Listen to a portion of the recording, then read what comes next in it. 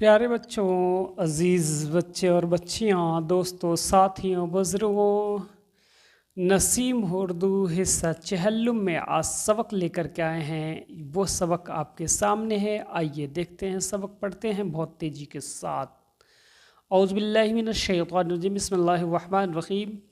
آج کا سبق ہے علماء دیوبند کی انگریزی دوستی۔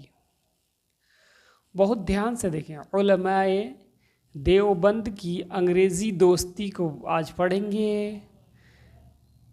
سن 1857 کے غدر میں انگریزوں نے ہندوستان میں خون کی ندیاں بہا دی۔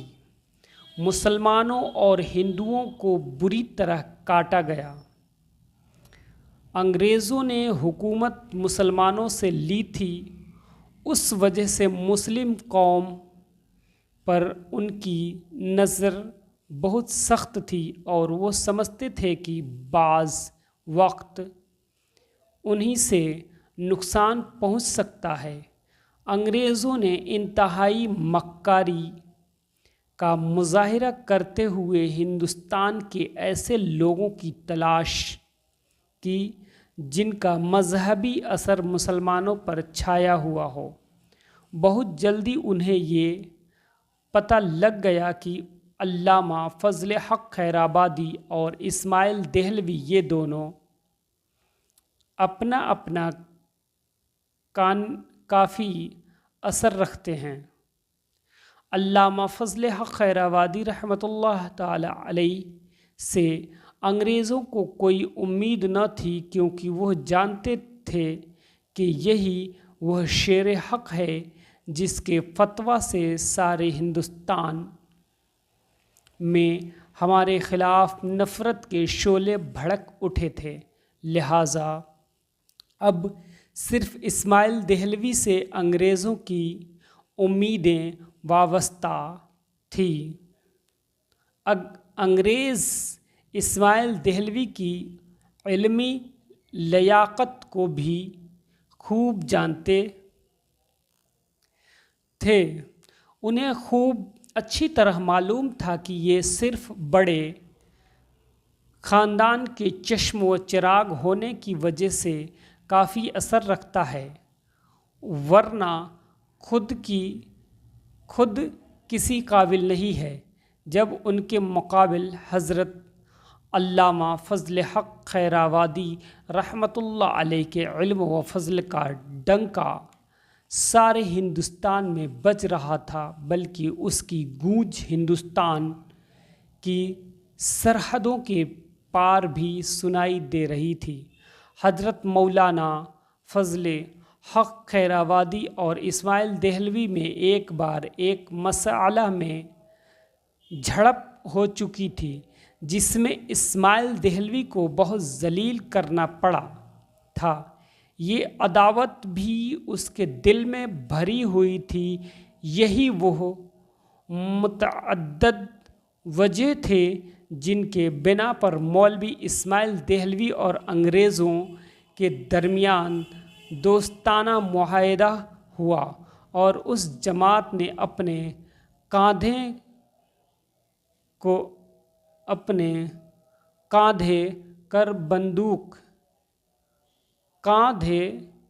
کر بندوق رکھنے کے لیے پیش کر دیا۔ اپنے کاندھے پر بندوق رکھنے کے لیے پیش کر دیا۔ اب مسلمانوں کا دین و ایمان لوٹنے کے لیے انگریز بہادر کو چور دروازہ مل چکا تھا۔ چنانچہ اب وہ مسلمانوں کے سامنے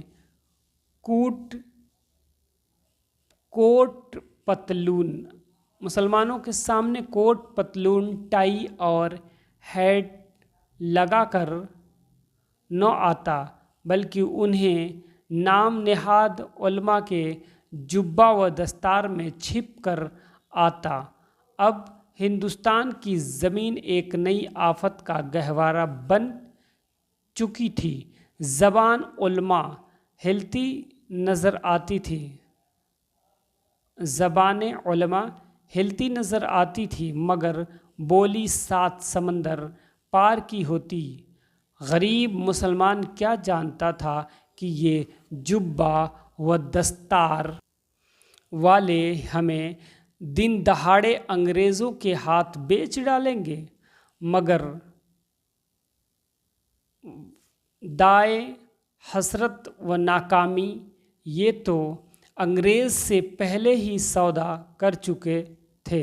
بہرحال اس وقت علماء کے 2 گروہ تھے، ایک تو علماء اہل سنت کا تھا جس کے پیشوا حضرت علامہ فضل حق خیر آبادی علیہ الرحمہ تھے، اور دوسرے علماء دیوبند کے رہنما اسماعیل دہلوی علیہ کا تھا۔ رہنما اسماعیل دہلوی علیہ کا تھا۔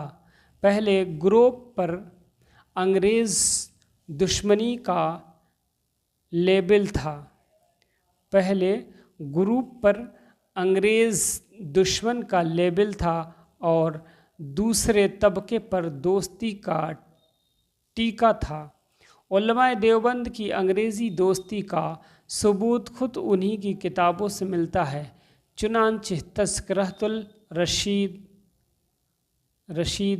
حصہ اول 73 میں لکھا ہے کہ بعض کے سروں پر موت کھیل رہی تھی، انہوں نے کمپنی انگریزی حکومت کے امن و عافیت کا زمانہ قدر کی نگاہ سے نہ دیکھا اور اپنی رحم دل گورنمنٹ کے سامنے بغاوت کا علم قائم کیا۔ یہ رشید احمد گنگوہی دیوبندیوں کے بہت بڑے مانے ہوئے پیشوا ہیں۔ وہ انگریزوں کی حکومت کو رحم دل گورنمنٹ سے تعبیر کرتے ہیں، حالانکہ انگریزوں کی مکاری اور ان کے ظلم ستم کی داستان تاریخ میں پڑھی جا سکتی ہے کہ سر راہ پھانسی دی جا سکتی ہے۔ مسلمانوں کے لاشوں کو درختوں پر لٹکا کر چیل کووں سے نچوایا گیا اور مسجدوں کو گھوڑوں کی لید سے نجس کرایا۔ بہادر شاہ ظفر کے ناشتے میں ان کے لڑکوں کا سر رکھ کر بھیجا، لیکن افسوس ایسے ظالم انگریز کی حکومت کو رشید احمد گنگوہی رحم دل گورنمنٹ کے نام سے یاد کرتے ہیں۔ تذکرہ رشید حصہ اول